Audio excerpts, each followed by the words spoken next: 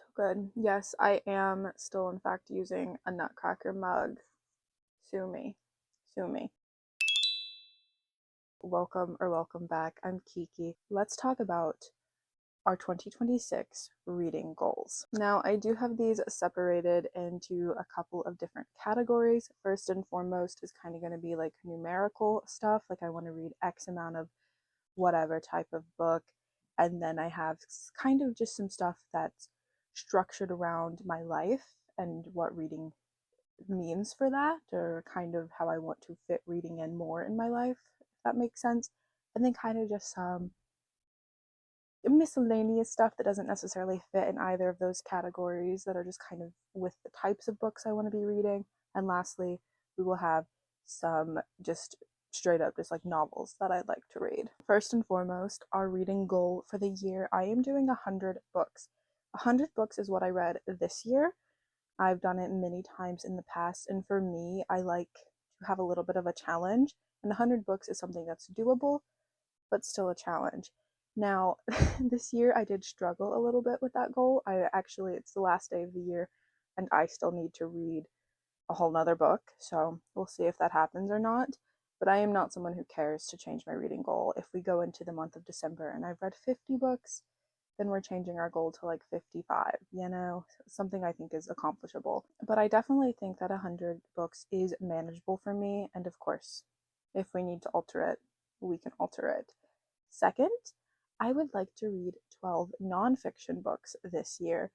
I have really tried to read more nonfiction over the past couple of years, and I've truly, truly enjoyed all of the nonfiction that I've read.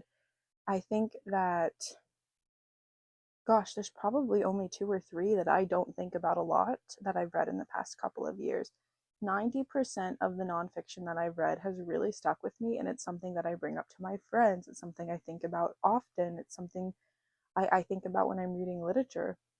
I really enjoy a lot of the nonfiction that I've read. I think it's a great way to kind of expand your knowledge as well, just of like real world topics.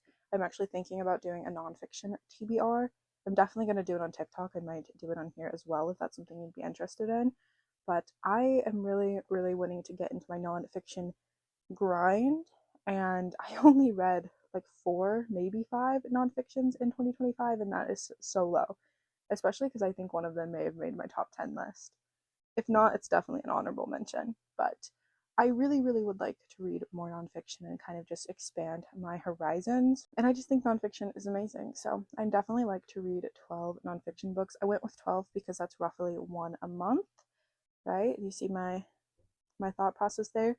Similar thought process is with classic novels. I would like to read 12 classic novels this year, and again, roughly one a month. Now, in 2025, I embarked on a classic book club of sorts. It was really just me and one other girl, but it was really fun. And we had some great discussions, even if with some books that I didn't love. Our discussions were just so amazing because a lot of classic novels, the reason that they are so popular, the reason that they are classics, is because they hold up in the modern age, and obviously for other reasons. But it was really interesting to kind of look at things that were written in the past and connect them to present. I just really, really enjoyed that.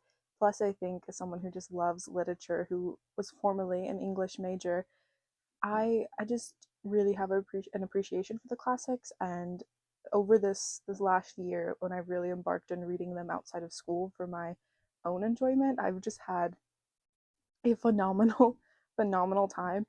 I think for classic novels, I would say probably three or four, maybe even five. That's half of my top 10 were classic novels. My top two definitely were. So I had a lot of fun with classics over this past year, and I did, in fact, read a 12, if not more, in 2025. So I definitely think this is accomplishable, especially if me and my friend continue our classic book club, which I think we will. Me and my boyfriend are also thinking about doing a book club, not necessarily classics. We're thinking about fantasy, nonfiction, and maybe a little bit of classic novels as well in that mix. So I definitely think this will be accomplishable. But I really, really enjoyed my classic journey, and I'd like to continue that in the new year. Okay, I'm going to give you the miscellaneous category, which is kind of just some little fun things that I'd like to do, or some things that I have been thinking about that I'd like to do in the new year. First and foremost, I want to finish or catch up to all of the series that I've started. I'm a fantasy girly at heart. I love fantasy novels. And before 2025, and especially during 2025, I started a lot of fantasy series. I've also started some romance series as well. Some of those what are they called? Interconnected standalones. So for all of the book series that I've started before 2026 that I do want to continue, I would like to completely finish or catch up on if all of the books in the series are not out.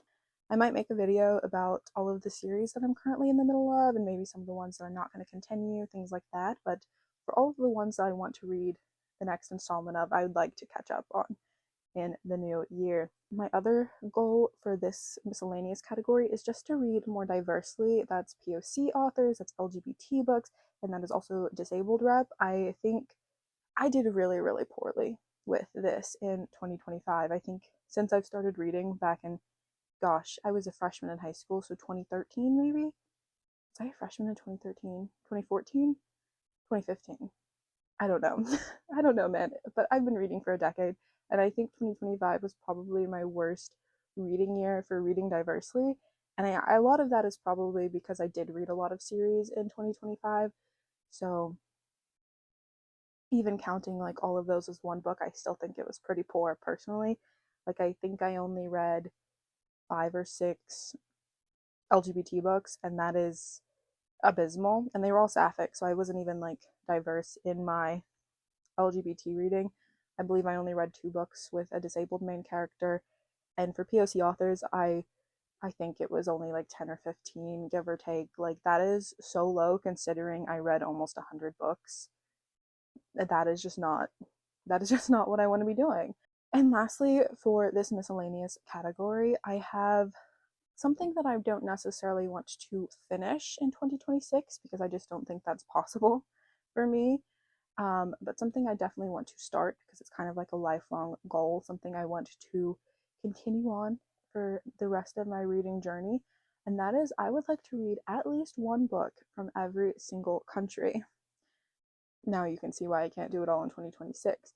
And I don't know if I want to start fresh and like nothing I've read before counts, because I think that'd be kind of fun. But I'm not sure yet. I think that's kind of what I'm leaning on. So nothing I've read in the past counts, and we're all starting fresh in January. And obviously, some countries are going to be like easier to find literature from. So I think this is going to be a really fun, enduring journey and something that's going to broaden my horizons. So that is something that I'm really, really looking forward to starting. And I don't really have specific numbers in mind, but if I could read anywhere from 6 to 12 from different countries, I think that'd be really great.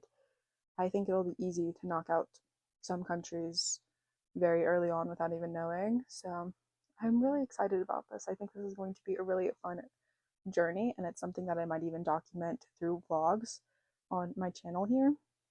So we'll see. I have a lot of excitement and plans around that, but I think that'll be really fun to start in the year 2026. And now these ones are kind of just reading in my life type of things. So it's kind of how much I want to read in my life and things like that. So first, I want to make more time for reading, of course. I read a good chunk of time. It is my favorite hobby. However, I definitely have had times where I could be reading and even wanted to read, and that just didn't happen because I was scrolling, or because I was just sitting around goofing around, and I just don't want that to happen. I want to make more time for reading. So some of the things that I'm going to be doing for that is, first and foremost, less scrolling. I am going to be setting a screen time timer. I'm going to limit myself on especially TikTok, but a lot of apps. And I really would like to only have 2 to 3 hours of screen time per day. And that includes things like Spotify and YouTube and stuff like that, because I am so guilty of popping on some YouTube for like any little thing. So that does include things like that as well. That's why it's kind of like 3 hours is what I'm leaning toward. But I definitely want to limit in general just how much time I'm on my phone. I I really am on my phone a lot. My screen time is abysmal. Laptop time, since that's for school, is going to be counted separately, I've decided. So my screen time will be a little bit wonky during the semester, but other than that, for my actual specific phone, I think we're going to try to do 2 to 3 hours, and that really just depends. Like I go to the gym, and even though like I'm an hour on the treadmill, I'm reading, right? I still have some like ambient. I still have some ambient music on Spotify when I'm reading, just because the gym can be very loud and very overstimulating, and that really helps me focus. So I definitely will be on my phone still. I don't think there's a world where I'm not going to be on my phone, even though the idea of getting a flip phone is more tempting every single day. I thought about getting an iPod, but we'll see. We'll see how that goes. But anyways, I definitely want to limit my screen time, and I think honestly that's going to help me in so many areas, but especially with my reading. I would like to make time for reading for at least an hour and a half a day. And the reason I say an hour and a half is because 9 times out of 10, I'm going to be at the gym every day. I'm not going to be like going crazy at the gym, but I do like to walk on the treadmill every day, even if I'm not like doing other focused workouts and it's a rest day, I still like to walk. So that is an hour of time that I can be reading. I love to read on the treadmill. It actually makes for me the time pass just so much easier, and that's a whole hour of reading time that I get even if I have a busy day. So that's where an hour comes in. Sometimes I walk on the treadmill a little bit more than an hour, but an hour average, right? And then that's only 30 more minutes of time that I need to find to read in a day. Now, that 30 minutes, that can be before bed. I want to have a good morning routine where I do quite a few things in the morning. I'll talk about that more at the end when I get into my other yearly goals. But I want to have a good morning routine. And a part of that, I definitely might try to incorporate at least, 10, 15 minutes of reading. I also want to be better about not taking out my phone when I have 5 minutes of time. I could take out a book. I always have a book with me for moments like that, and then I just find myself on my phone. So if I always have a book with me, just pop out my book and I can read for 5 minutes. And I think that 5 minutes definitely adds up. When I was in high school, I did that so often. Doctor's appointments, in between classes, on the school bus. It was always reading, and that definitely added up. I also want to write at least a little bit about every single book that I am reading. I'm going to be carrying around like a little notebook with me that's separate from my journal, that I just kind of write my thoughts about books. I did that a little bit this year, and it was really nice. It really made me remember everything that I was reading, and I was able to go back and look at it for things that I maybe didn't remember because I read it really fast or I had other things going on in my life. So I think it'll be fun to write at least a little itty bitty bit about every book that I'm reading, even if I don't love it. Just having like a couple of sentences, I think will be nice. I also have a reading journal where I want to record everything like properly, dates that I started it, etc., etc. So I think that'll be fun. But I also, let me show you my journal. In my journal here, this is a Paper Republic if you're curious, because as much as I love a Louise Carmen, I'm not paying that much. But one of my little notebooks in here is my thoughts on media. So this is where I'm going to be writing the books that really impacted me and made me think about my life outside of just really loving a book, if that makes sense. Because my other little journal that I'm going to be carrying around will just be my small thoughts, my general thoughts, but these are going to be the ones that made me reflect on myself. I wanted to do this year, and I only wrote about Northanger Abbey in there because it really made me think about myself as a teenager. So it's like that kind of thing. Like the main character of Northanger Abbey really reminded me of myself as a 16, 17-year-old girl. And it really made me reflect on my life at that time and just life in general and how connected we are to the people of the past and a whole shebang. So that type of stuff is kind of what I want to put in here. And then just my general thoughts on like the plot, characters, etc., will go in my other little notebook and my reading journal. If you're asking why I have a little notebook separate from my reading journal, my little notebook is just going to be something that's in my purse so that if I'm reading out on the go, I can just jot down thoughts that I'm having as I read the text. But my notebook is kind of, or my reading journal is kind of going to be my review of sorts on the book. Once I get into the swing of things, I will probably do just kind of a journal ecosystem, where I kind of go into things more in depth with that. Now, those are my just kind of general reading goals, but I do want to tell you about a couple of specific books and things that I would like to get to. First, and it's kind of silly, I think, to even show this to you, I'm already being like, will this happen? Is this going to be a thing that happens? I would like to read Ulysses. Um, if you don't know anything about Ulysses, it is widely regarded as one of like the harder, kind of more nonsensical books to read. My edition, which I actually got at the James Joyce Tower in Ireland when I went this past summer, my edition is almost 1,000 pages. So not only is it a classic that's almost 1,000 pages, it's kind of widely regarded as a hard book to read. So I'm a little nervous, and I'm not going to sit down and just read this in a couple of months. I'm not going to do that. I'm not going to bang it out in a couple of sittings. What I think I'm going to do is I'm going to read a chapter every month, give or take. I don't know how many chapters are in here. I'll have to do some math, maybe 2 chapters a month, every 2 weeks I read a chapter. Not sure how long they are, but this is something I want to read over the course of 2026. We'll see if I do that. Next, one of my goals for specific books is I would really like to finish out Jane Austen's catalog. I have read and loved a lot of Jane Austen novels, but I still have quite a few left. I have Sense and Sensibility, Mansfield Park, Persuasion, and then I think I have like Lady Susan, which is a novella. I think I've read everything else. Yeah, I've read Emma, Pride and Prejudice, Northanger Abbey, Love and Friendship, which is another novella, right? Whatever. Regardless, I would like to finish out what I haven't read from Jane Austen because I really like Jane Austen and I really want to have read all of her work thus far before I started my classics journey.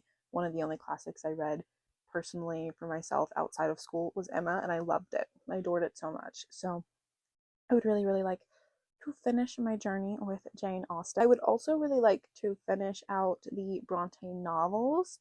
I read Wuthering Heights this year, 2025, and it was my favorite book of the year. I adored Wuthering Heights. I loved it so much. Honestly, low-key, I'd like to read it again this year. We'll see if that happens. But I loved Wuthering Heights, and I read Jane Eyre, and I also really liked Jane Eyre. I just want to see what the rest of the Bronte books are about. You know what I'm saying? I've read Emily's big work, I've read Charlotte's big work, and now it's time for me to give Anne a go for her big works. And that is all for my specific reading goals. Thank you so much for watching. I hope you have a great year and tell me what your reading goals are for the year. I'd love to hear them.